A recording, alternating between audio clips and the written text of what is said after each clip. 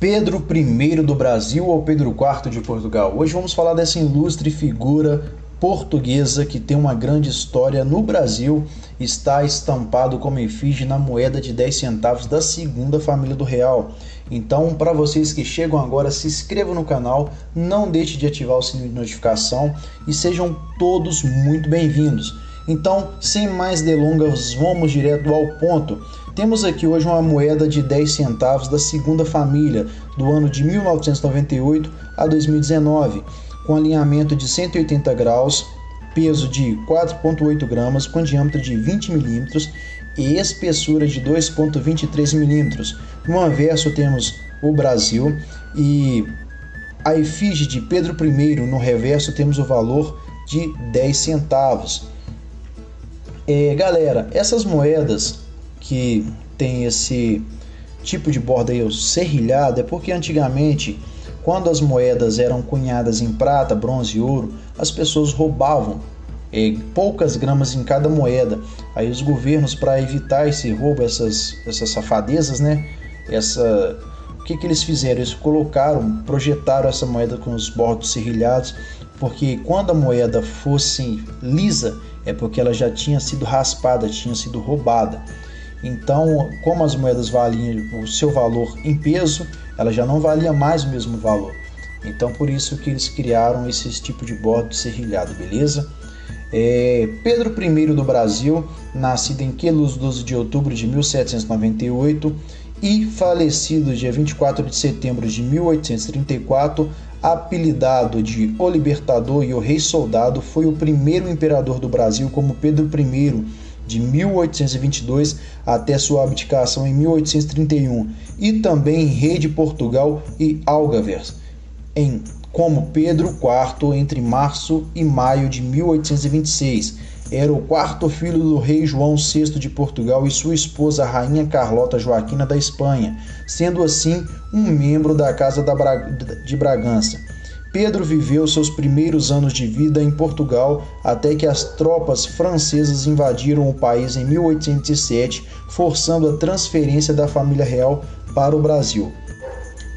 O nome completo de Pedro era Pedro de Alcântara Francisco Antônio João Carlos Xavier de Paula Miguel Rafael Joaquim José Gonzaga Pascoal Cipriano Serafim. O nascimento dele, como disse, foi 12 de outubro de 1798, no Palácio Real de Queluz, Portugal, e morte 24 de setembro de 1834, com uns 35 anos, no Palácio Real de Queluz, Portugal. O enterro foi no Monumento da Independência no Brasil.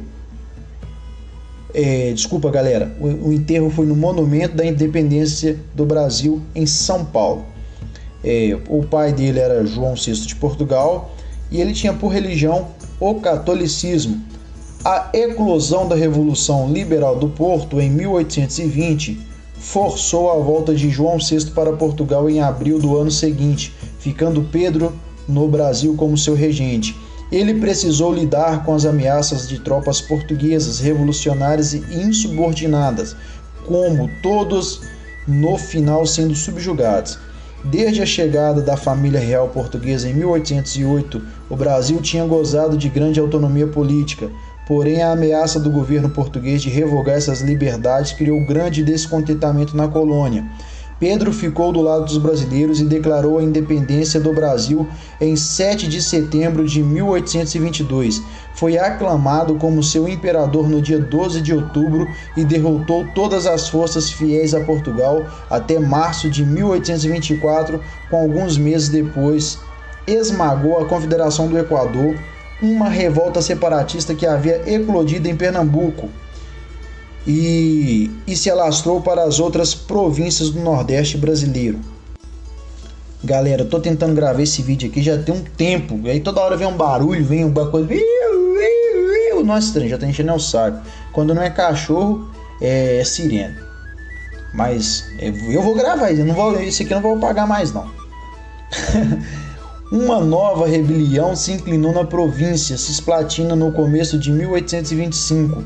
com a subsequente tentativa por parte das Províncias Unidas do Rio da Prata de anexá-la, levando o Brasil a entrar na Guerra da Cisplatina. Neste meio tempo, Pedro também se tornou o monarca de Portugal após a morte de seu pai, rapidamente abdicado do trono em favor de sua filha mais velha, Maria II. A situação piorou em 1828, quando a Guerra no Sul fez o Brasil perder a Cisplatina, que se tornou um país independente denominado Uruguai. No mesmo ano, o trono de Maria foi usurpado pelo infante Miguel, irmão mais novo de Pedro. Seus casos sexuais extraconjugais criaram grandes escândalos e também mancharam sua reputação.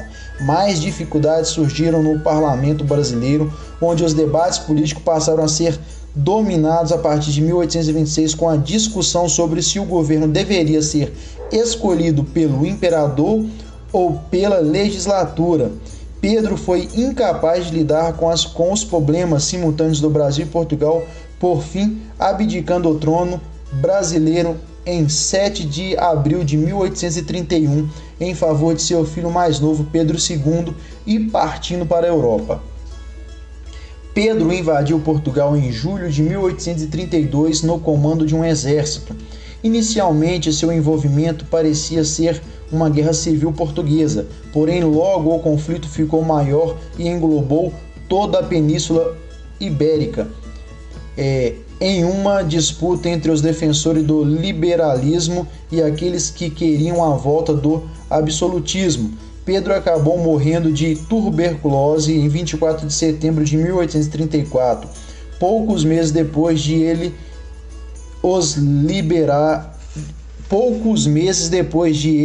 e os liberais terem saído vitoriosos. Ele foi considerado por contemporâneos e pela posteridade como uma figura importante que auxiliou na propagação dos ideais liberais que haviam permitido que o Brasil e Portugal deixassem os regimes absolutistas para formas representativas de governo. Então, galera, essa é a história do Pedro I do Brasil e Pedro IV de Portugal. Então, para vocês que ficaram aqui até agora, um grande abraço, muitíssimo obrigado. Desculpa pelos esses erros aí, viu, que eu tô gravando esse vídeo aqui tarde, tá com barulho, eu não ensaiei direito para me fazer esse vídeo, mas galera, saiu. Eu fiz de coração para vocês aí, viu? Um forte abraço e tchau, tchau.